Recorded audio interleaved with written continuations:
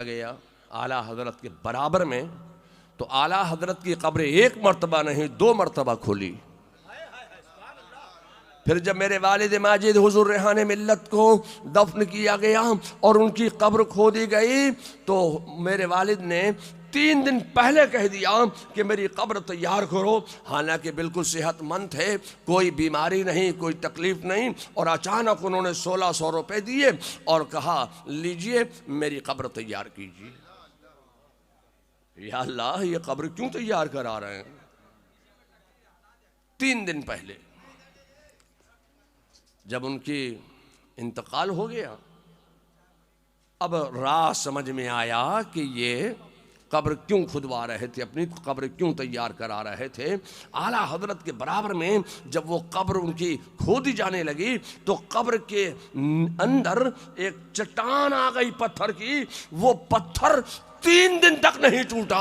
छेनी हथौड़ी से उस पत्थर को तोड़ा गया, तो उनकी कब्र तैयार होने में 3 दिन लग गए। तो उन्होंने 3 दिन पहले, इंतकाल से 3 दिन पहले उन्होंने 1600 रुपये उस वक्त दिए थे कि मेरी कब्र तैयार कीजिए। मैं आपसे कहना चाहता हूँ कि उस वक्त भी आला हजरत की कब्र खुल गई और 2-3 ईंटें हट गई, गिर गई, तो उस वक्त भी वही खुशबू लोगों ने सूंघी थी जो हुजूर मुफ्ती आज़म हिंद के दफन के वक्त सूंघी गई थी।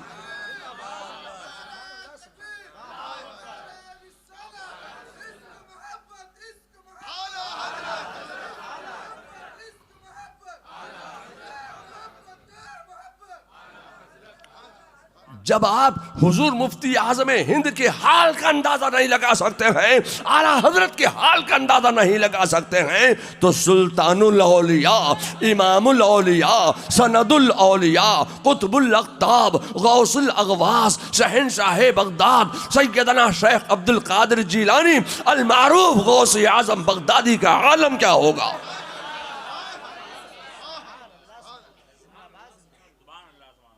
उनका मनसब क्या है, उनका इल्मो फजलो कमाल क्या है कि सैयदना शेख अब्दुल कादिर जिलानी सुल्तानुल औलिया, सनदुल औलिया से एक सवाल हुआ।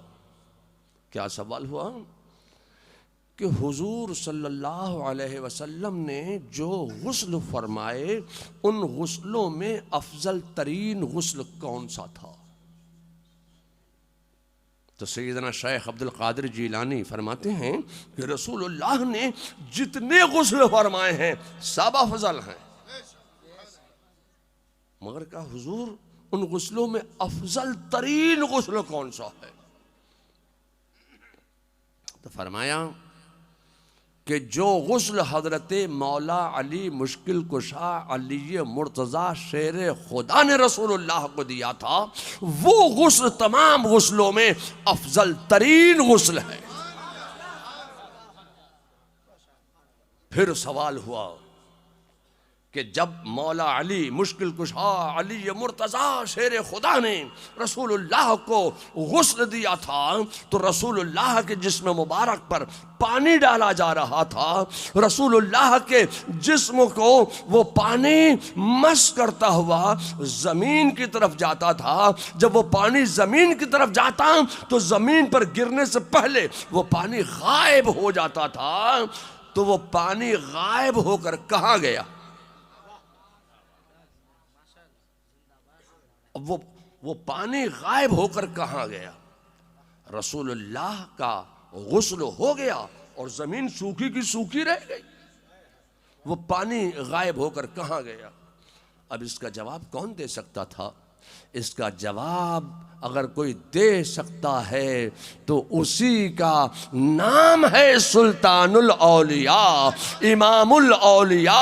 उन्हीं को हम कहते हैं सनदुल औलिया, उन्हीं को हम कहते हैं कुतुबुल अक़ताब, गौसुल अग़वास, हज़रत सैयदना शेख अब्दुल कादिर जिलानी रज़ियल्लाहु ताला अन्हु, उन्हीं को हम कहते हैं। वो फरमाते हैं कि अल्लाह ने उस पानी को आसमान में उठा लिया। अल्लाह को ये मंजूर नहीं कि वो पानी जमीन पर गिर जाए, अल्लाह ने उस पानी को आसमान पर उठा लिया। वो पानी अल्लाह के हुक्म से बादल बन गया। अल्लाह के हुक्म से वो पानी बादल बनकर आलम में फैल गया। अल्लाह के हुक्म से वो बादल आलम में फैलकर बरसने लगा, बरसने लगा। फरमाते हैं कि जहां जहां उस बादल के पानी की बूंदें गिरी वहां वहां मस्जिदें तामीर होती चली गई हैं। तो मैं ये यकीन से कह सकता हूं कि इस इलाके से भी रसूलुल्लाह के गुस्ल के पानी का बादल गुजरा है।